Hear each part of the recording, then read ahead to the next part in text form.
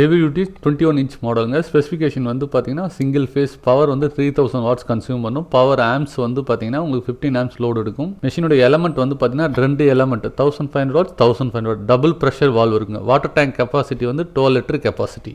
Auto cut availability yes இருக்குது. LPG gas connection availability இருக்குது. Warranty வந்து 1 இயர் வரும். மெஷினோட ப்ரைஸ் வந்து 32,500 21 இன்ச் மிஷினோட ஃப்ரண்ட் லுக் இப்படி தாங்க இருக்கும். இதோட உங்கள் பக்கம் இருக்கிற செகண்ட் லுக் டைப். இதில் வந்து கேட் வால்ஸ்னு பார்த்தீங்கன்னா உங்களுக்கு 4 விதமான கேட் வால்வ் இருக்கும். இப்போ நம்ம தண்ணி ஊற்றிக்கிறதுக்கு முன்னாடி வந்து மேலே இருக்கிற 3 வால்வையும் நம்ம வந்து ஓப்பன் பண்ணணும். கீழே இருக்கிற வால்வு எப்பவுமே டைட்டாக வந்து க்ளோஸ் பண்ணி வச்சுக்கணும். ஏன்னா எஜெக்டர் அது தண்ணி வெளியேற்றுற பகுதி. 3 வால்வையும் ஓப்பன் பண்ணுறது எதுக்காகனா ஏர் உள்ளே போனால் தான் நமக்கு தண்ணி உள்ளே சர்க்குலேட் ஆகி உள்ளே போகுங்க. ஆல்ரெடி நான் தண்ணி ஊற்றிருக்கேன், உங்களுக்கு தெரியணுன்றதுக்காக தண்ணி ஊற்றி காமிச்சிருக்கேன். தண்ணி ஊற்றின பிறகு 3 கேட் வால்வையும் டைட்டாக க்ளோஸ் பண்ணிக்கிங்க. அப்போ தான் வந்து நமக்கு ப்ரெஷர் ஏறும்போது மீட்டரில் வந்து நம்ம ப்ரெஷர் கேஜ் லெவல் வந்து நமக்கு சரியாக காட்டும். இப்போ சுவிட்ச் ஆன் பண்ணிக்கலாம். ஒரு சுவிட்ச் 1500 வாட்ஸ், இன்னொரு சுவிட்ச் 1500 வாட்ஸ். உங்களுக்கு ஃபஸ்ட் டைம் மிஷின் ஆன் பண்ணும்போது பார்த்தீங்கன்னா கிட்டத்தட்ட 10லேருந்து 15 நிமிஷம் டைம் எடுத்துக்கும். இப்போ ப்ரெஷர் பார்த்தீங்கன்னா 0ல் இருக்குது.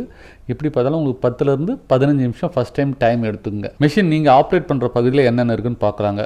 ஃபஸ்ட்டு இருக்கிறது ஃபஸ்ட்டு கேட் வால்வு, செகண்ட் இருக்கிறது வந்து ஆட்டோ கட் சிஸ்டம், மூணாவது தண்ணி ஊற்றுற இன்லெட் பகுதி, அதுக்கு மேலே இருக்கிறது மேனுவல் ப்ரெஷர் ஓப்பனர் அப்படின்னு சொல்லுவோம். ஆட்டோ கட் வேலை செய்யலாம், அது வேலை செய்யும். மூணாவது ப்ரெஷர் கேஜ் மீட்டருங்க. இந்த பக்கம் இருக்கிற இன்னொரு நாசில நீங்கள் டீயோ காஃபியோ செஞ்சுக்க முடியும். கீழே இருக்கிற சிவப்பு கலரில் இருக்கிறது கேஸ் இன்டேங்க் டியூபிங் கனெக்ஷன். அதுக்கு கீழே இருக்கிறது பிளாக் கலரில் இருக்கிறது வந்து பார்த்தீங்கன்னாக்கா உங்களுக்கு தண்ணியை எஜெக்ட் பண்ணுற எஜெக்டரு கேட் வால்வுங்க.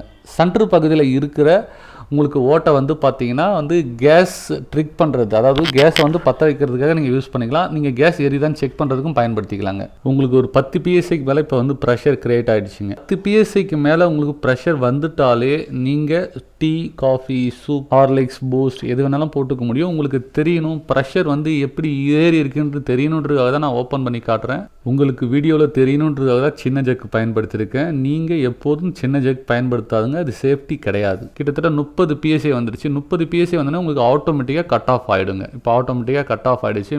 சுவிட்ச் வந்து ஆனில் தான் இருக்குது. இதுதான் ஆட்டோ கட் ஆஃபோட ஃபியூச்சர். உங்களுக்கு 30 PSI வந்தால் அது சேஃப்டியாக ஆட்டோமேட்டிக்காக அது கட் ஆஃப் பண்ணிக்கும். சரிங்களா? அப்போது ஆட்டோ கட் ஆஃப் ஒர்க் ஆகலைன்னா அடுத்தபட்சம் உங்களுக்கு என்ன ஒர்க் ஆகும் அப்படின்னு கேட்டிங்கன்னா, இதுலேயே மேனுவல் ப்ரெஷர் வால்வுன்னு ஒன்று இருக்குது. சரிங்களா? டாப்பில் இப்போ நான் காட்டுறேன் பாருங்கள்.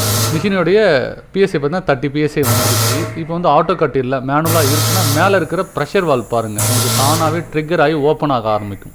இது சேஃப்டி வால்வுன்னு நம்ம சொல்லுவோம். ஆட்டோ கட் சிஸ்டம் ஃபெயிலியர் ஆச்சுனாலும் உங்களுக்கு டாப்பில் மேலே ஓப்பன் ஆகும். கிட்டத்தட்ட நமக்கு 30 PSI வந்துச்சு. இப்போ வாங்க சூப் செஞ்சு பார்க்கலாம். இப்போ நம்ம சூப் மிஷினில் 1 கப் தூதுவளை சூப் எப்படி செய்கிறதுன்னு பார்க்க போகிறோம். வாங்க.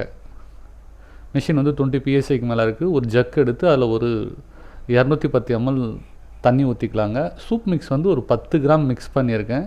10 கிராம் போட்டு கட்டி இல்லாமல் நல்லா கரைச்சிக்கோங்க. ஒவ்வொரு வாட்டி நீங்கள் மிஷினில் வந்து நீங்கள் போடுறீங்க அப்படின்னா கட்டாயம் வந்து நீங்கள் கட்டி இல்லாமல் கரைச்சிக்கணும். கரைச்சிட்டு நீங்கள் கேட் வால்வு போட்டு நீங்கள் ஓப்பன் பண்ணிங்கன்னா ஒரு மேக்ஸிமம் வந்து 30 செகண்ட்லேயே ரெடி ஆகிடும். இதில் நீங்கள் கவனிக்க வேண்டிய விஷயம்னா, நான் செக் பண்ணி காட்டணும், வீடியோவில் தெரியணுன்றதுக்காக தான் இந்த ஜக்கு பயன்படுத்துகிறேன். நீங்கள் இந்த மாதிரி சின்ன ஜக்கை பயன்படுத்தக்கூடாது. சூப் ரெடி ஆகிடுச்சு. இப்போ ஒரு கப்பில் ஊற்றிட்டு மேலே கொஞ்சோண்டு புதினா, கொத்தமல்லி, கொஞ்சோண்டு கார்ன் சிப்ஸை போட்டு கஸ்டமர் கையில் கொடுத்துட வேண்டியது தாங்க. காஃபி வந்து 1 கப் செய்முறையை பற்றி பார்க்கலாம் வாங்க. ஜக்கில் 1 டம்ளர் பால் ஊற்றிக்கிட்டேங்க. 1 டம்ளர் பாலுக்கு 1 ஸ்பூன் சர்க்கரை, நாட்டு சர்க்கரை ஊற்றுறேன் வீடியோவில் எடுக்கிறதுக்காக. 1 ஸ்பூன் சர்க்கரை, ஒரு சின்ன டேபிள் ஸ்பூனில் காஃபி பவுடர். காஃபி பவுடரை போட்டுக்கிட்டு நீங்கள் மிஷினில் விட்டுட்டு ப்ரெஷர் கேஜை ஓப்பன் பண்ணிங்கன்னா ஜஸ்ட் காஃபி செய்கிறதுக்கு ஒரு 30 செகண்ட் கூட எடுத்துக்காது. கொதிச்சிருச்சு, தயார். இப்போ இதில் சின்னதாக கவனிக்க வேண்டிய விஷயம் என்னென்னு கேட்டிங்கன்னா, க்ளீன் பண்ணுறதுக்கு ஒரு சின்ன ஈரத்துண்டு வச்சு க்ளீன் பண்ணால் போதுமானது. நீங்கள் குட்டி ஜக்கை பயன்படுத்தக்கூடாது. நான் வீடியோவில் தெரியணுன்றதுக்காக குட்டி ஜக்கு பயன்படுத்துகிறேன். ஒரு கண்ணாடி டம்ளரை ஊற்றி கஸ்டமர் கையில் கொடுக்க வேண்டியது தான். காஃபி தயார். டீ 1 கப் செய்முறை பற்றி பார்க்கலாம் வாங்க. ஒரு ஜக்கு எடுத்திருக்கேன். ஜக்கில் வந்து 1 ஸ்பூன் நாட்டு சர்க்கரை போட்டிருக்கேன். நீங்கள் வெள்ளை சர்க்கரையும் பயன்படுத்தலாம். ஒரு சின்ன டீஸ்பூனில் டீ தூள் போட்டிருக்கேன். 1 டம்ளர் பாலை ஊற்றிக்காச்சு. இப்போ மிஷினை ஓப்பன் பண்ணி ஒரு 30லேருந்து 40 செகண்டுங்க. உங்களுக்கு வீடியோவில் தெரியணுன்றதுக்காக தான் ஜக்கு பயன்படுத்துகிறேன். இந்த குட்டி ஜக்கு நீங்கள் குட்டி ஜக்கு பயன்படுத்தக்கூடாது, சேஃப்டி கிடையாது. நீங்கள் முடிஞ்ச வரைக்கும் பெரிய ஜக்கு தான் நீங்கள் பயன்படுத்தணும். க்ளீன் பண்ணுறது ரொம்ப ஈஸிங்க. ஒரு ஈர துணியை வச்சு அதுலேருந்தே வர ப்ரெஷரை வச்சு நீங்கள் ஒரு 2 தடவை தொடச்சினாலே அது சரியாக போயிடும். இப்போ வந்து நமக்கு டீ ரெடி ஆகிடுச்சு இல்லைங்களா? இப்போ ரெடியான டீயை எடுத்து நம்ம வடிகட்டி ஒரு கஸ்டமருக்கு கண்ணாடி டம்ளரோ சில்வர் டம்ளர் நீங்கள் என்ன டம்ளரில் பயன்படுத்துகிறீங்களோ அதில் ஊற்றி கஸ்டமருக்கு கொடுத்தா வேலை முடிஞ்சது. இப்போ வந்து நம்ம இதில் ஹார்லிக்ஸ் வந்து 1 கப்பு நம்ம ஹார்லிக்ஸ் போட்டு காட்டுறோம். ஒரு டேபிள் ஸ்பூன் அளவுக்கு வந்து நம்ம ஒயிட் சுகர் போட்டிருக்கோம். இப்போ ஒரு ஹார்லிக்ஸ் பாக்கெட் எடுத்து நம்ம அதில் வந்து பாதி அளவு ஹார்லிக்ஸை போட்டுக்கலாங்க. முழுசாகவும் போடலாம். நான் வந்து உங்களுக்கு டெமோ காட்டணுன்றதுக்காக போட்டிருக்கேன். ஒரு பாதி அளவு ஹார்லிக்ஸை வெட்டி போட்டுக்கிட்டேன். ஹார்லிக்ஸ் போட்டோன்னா ஒரு டம்ளர் பால் ஊற்றலாங்க.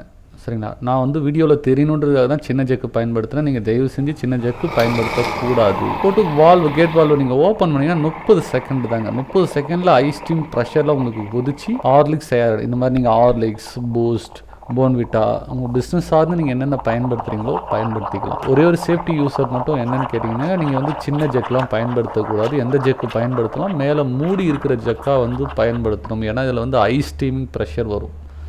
இப்போது ஹார்லிக்ஸ் தயாராகிடுச்சு. நீங்கள் டீ டம்ளர், கண்ணாடி டம்ளரோ சில்வர் டம்ளரோ நீங்கள் ஊற்றி கஸ்டமர்ஸ் கையில் கொடுக்க வேண்டியது தான்.